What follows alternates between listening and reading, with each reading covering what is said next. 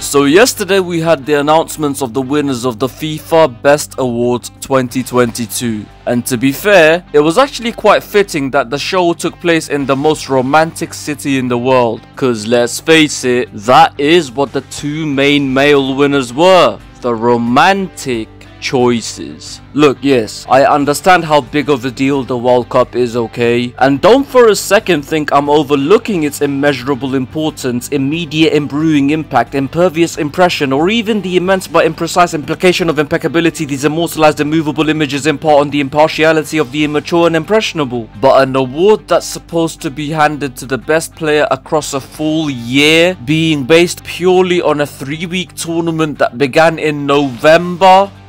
Seriously, what? And listen, needless to say, Lionel Messi is one of the greatest of all time, and over his illustrious career, he's conjured up multiple campaigns where he can proudly say he's deserved such an accolade.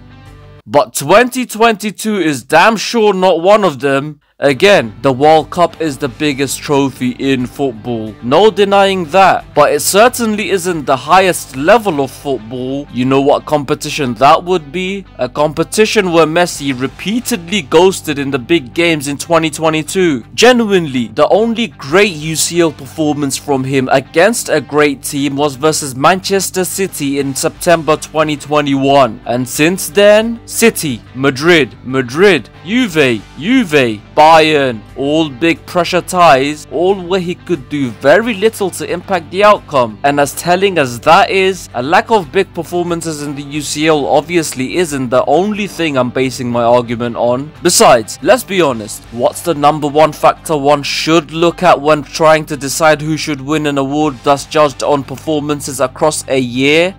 Consistency. And on that front, not only does Messi mainly fall behind his Peruvian teammate from a statistical standpoint, but let's not forget something. The guy literally did a Hazard 2015 and basically disappeared for large parts of an entire season while playing for PSG in the French league. Yet, all that's forgotten because of the World Cup? Come on. Admittedly though, I'd have actually been okay with all that being forgotten due to the World Cup, if it wasn't for two factors. One, as I've analysed in detail on this video, watch it, Messi's individual World Cup was insanely overrated. And two, if there weren't clearly more deserving candidates for the FIFA Best Award. I mean, never mind Erling Haaland turning the toughest league in the world into his personal under-7s tournament, and never mind Kylian Mbappe scoring a hat-trick in the World Cup final, while easily being PSG's best player and only consistent big game performer across the designated time period. But how about this guy? Captaining and at times carrying a far from remarkable Real side on his back. That's what an individual award should be based on, not on individual statistics alone. It's a team game, and not on performances in the biggest tournaments alone. It's judged across a year, but on which individual played the biggest part in their team being successful. And I'm sorry, but for me, when all is considered, giving it to Messi over Karim Benzema was nothing short of brain dead. But even then, that wasn't even the biggest brain dead decision of the evening, cause that would be Look, I'm not even gonna lie, I'm not a huge fan of Thibaut Courtois, and that's nothing to do with him reinforcing the stereotype that ginger kids can't get laid, or even because his neck is longer than the life expectancy of the average Somalian, but simply cause, as a keeper, I've never really rated him that high.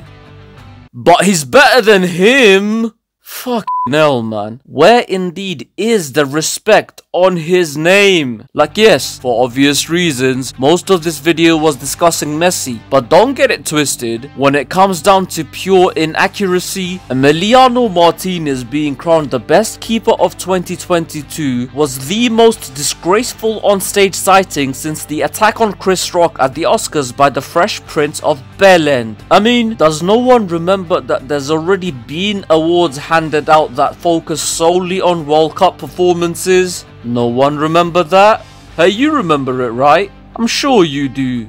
Cause you sure fucking acted like you would. Joke, man. The coach deserved it, though. And that is that. Agree or disagree with my mini rant? Beats and difference either way. Once again, don't forget to like, comment and share. And of course, subscribe. Till next time, you keep rolling.